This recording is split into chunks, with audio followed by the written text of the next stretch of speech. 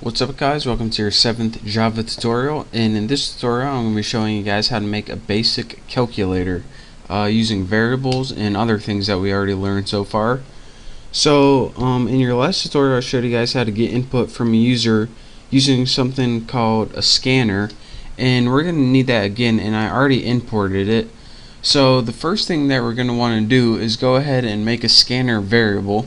So let's go ahead and write scanner, and I'm going to name mine Bucky again, and again I'm going to set it equal to new scanner, and also I want to put system in so it knows where to get input from. So write system.in, and that's all you need to do for now. The next thing we're going to need is 3 variables. We need one variable to hold the first number, one variable to hold the second number, and our last variable is going to hold the answer. So they're going to be doubles, by the way. So you can go ahead and declare them by writing double fnum for first num. Go to your next line and write double snum for second num. Or here's a neat little trick.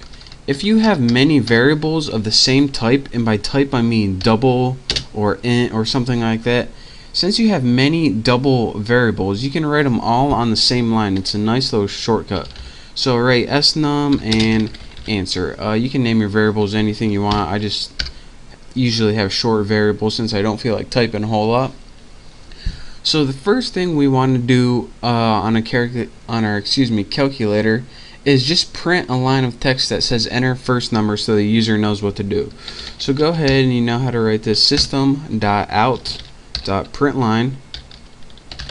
Println, and in your parameters just go ahead and write enter first num, and then put a little semicolon right there if you want. And now we can go, once we have that, all this is going to do is put a line of text enter first num on the screen. Now what we want to do is have a way to enter a number and have it stored in fnum.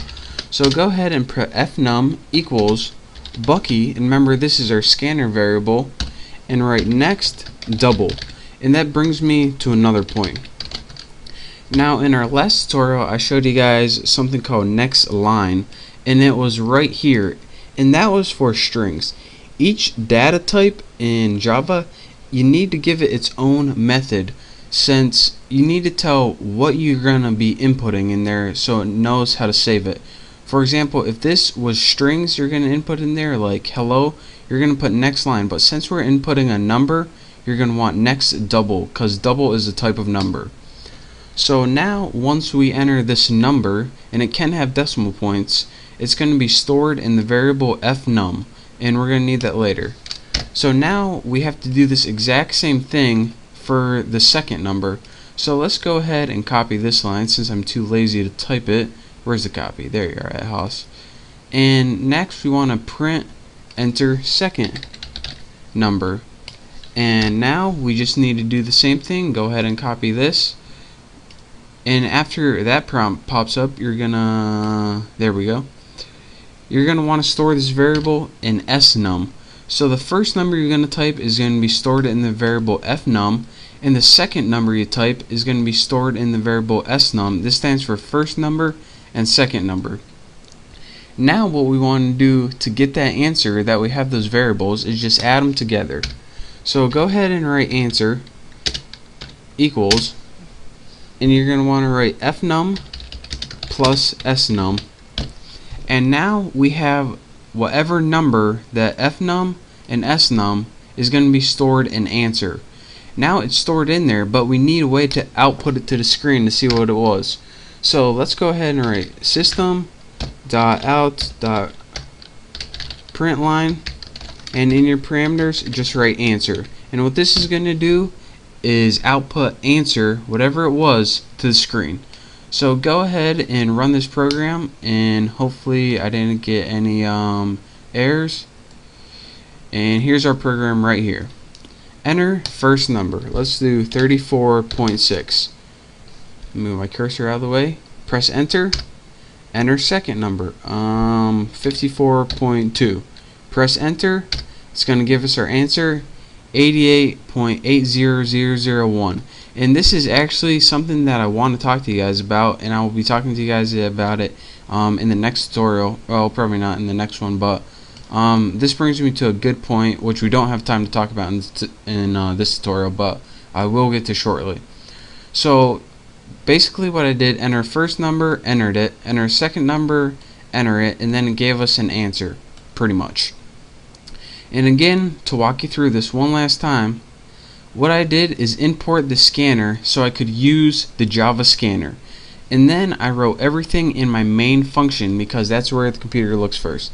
The first thing I did was write a variable for the scanner just so we could use it. Next, I made 3 variables that were double, which means numbers. First number, second number, answer. The first thing I did was have a little prompt that said enter first number, just so I knew what was going on for the user. Next, I used that little scanner variable in the next double method to have whatever I typed in the keyboard to be stored in the first number. Then I just had something that says enter second number, and then I had it have the user input something else, and whatever they inputted that time is stored in snum. And then I just outputted whatever those two were added together, the sum of that, and I just printed it out on the screen. So that's a very basic calculator, and it had one flaw in it, and that was giving us many decimal points, and I'll show you why that is in the I don't know what tutorial, but it's going to be coming up pretty soon whenever I deal with numbers.